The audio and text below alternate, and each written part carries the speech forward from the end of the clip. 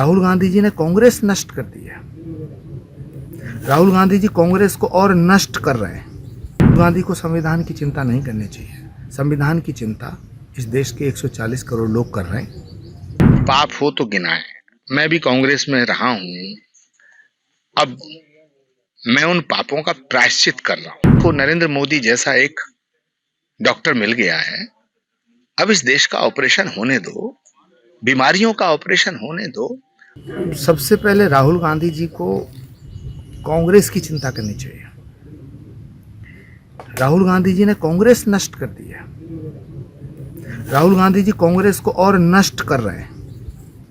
राहुल गांधी को संविधान की चिंता नहीं करनी चाहिए। संविधान की चिंता इस देश के 140 करोड़ लोग कर रहे हैं और 140 करोड़ लोग नरेंद्र मोदी को तीसरी बार प्रधानमंत्री बना रहे हैं।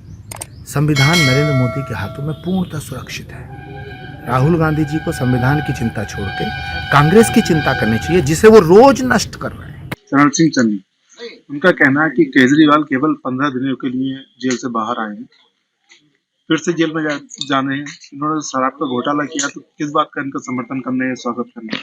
इस सवाल का जवाब साहब राहुल गांधी जी से पूछिए कि चरणजीत सिंह चन्नी जो पंजाब के चीफ मिनिस्टर हैं, वो सही हैं या केजरीवाल जी सही हैं?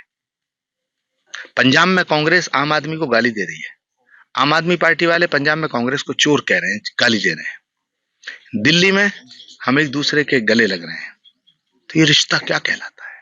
गृह मंत्री अमित शाह जी का एक बयान है कि ममता दीदी जो है सीए पर लगातार विरोध करती हैं, लेकिन ये उनके हाथ में नहीं है, ये केंद्र सरकार के हाथ में है। और सरकार ने कुछ लोगों को दस्तावेज भी सौंपे हैं सीए के लिए। देखिए, सीएए का जितना विरोध जो भी नेता कर रहा था या जो पॉलिटिकल पार्टियां सीए का विरोध कर रही थी, उनमें से एक भी आज तक मुझे एक नेता नहीं मिला जिसने ये कहा हो कि सीएए से किसी हिंदुस्तानी का नुकसान है। वो सब कहते हैं कि साहब सीएए कानून जो है, जो हिंदुस्तान में पैदा हुआ है, उस पर लागू ही नहीं होता। जब हिंदुस्तान में पैदा होने वाले ना हिंदू पे लागू होता है ना मुसलमान पे लागू होता है, तो इस देश को गुमराह क्यों कर रहे हैं आप? शर्म नहीं आती आपको इस देश को तोड़ने की साजिश करते हुए? पाकिस्तान के इशारे पे बोल रहे हैं आप, पाकिस्तान की भाषा बोल रहे हैं आप। जो घुसपैठिया हमारे देश में आएगा उसे हम बाहर ना करेंगे तो और कौन करेगा? क्या आप चाहते हैं हिंदुस्तान की जमीन पर, हिंदुस्तान की संपदा पर, हिंदुस्तान की भूमि पे, हिंदुस्तान के ऊपर घुसपैठियों का कब्जा हो जाए? जब घुसपैठियों की बात होती है तो विपक्ष पूरा जो चिल्ला पड़ता है, पेट में दर्द मारता है, कहता मोदी तो मुसलमानों को गाली दे रहे हैं, मोदी मुसलमानों के खिलाफ। मोदी मुसलमानों के खिलाफ नहीं है।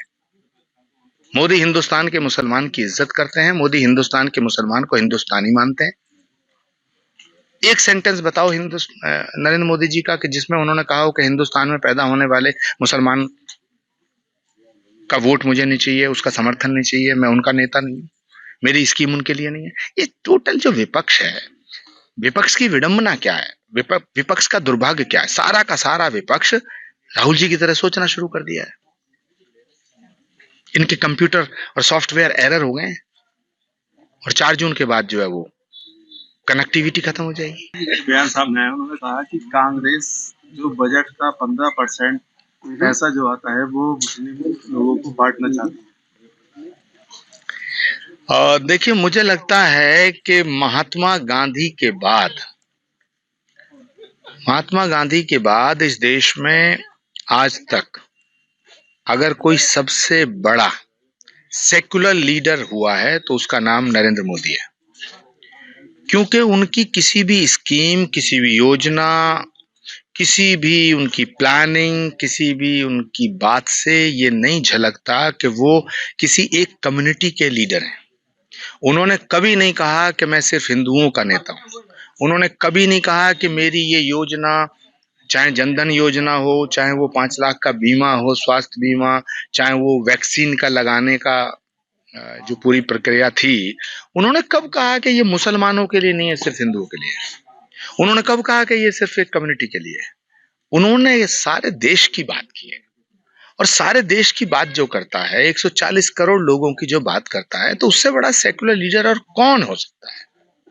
मुझे लगता है महात्मा गांधी के बाद सबसे बड़ा सेक्युलर लीडर अगर कोई देश में हुआ है तो नरेंद्र मोदी जी है। मोदी जी का ये कहना ये भी है कि कांग्रेस 15% बजट का मुस्लिम लोगों में बांटना चाहती है। देखिए, कांग्रेस का एक पाप हो तो गिनाए। मैं भी कांग्रेस में रहा हूं। अब मैं उन पापों का प्रायश्चित कर रहा हूं। एक पाप हो तो गिनाया जाए।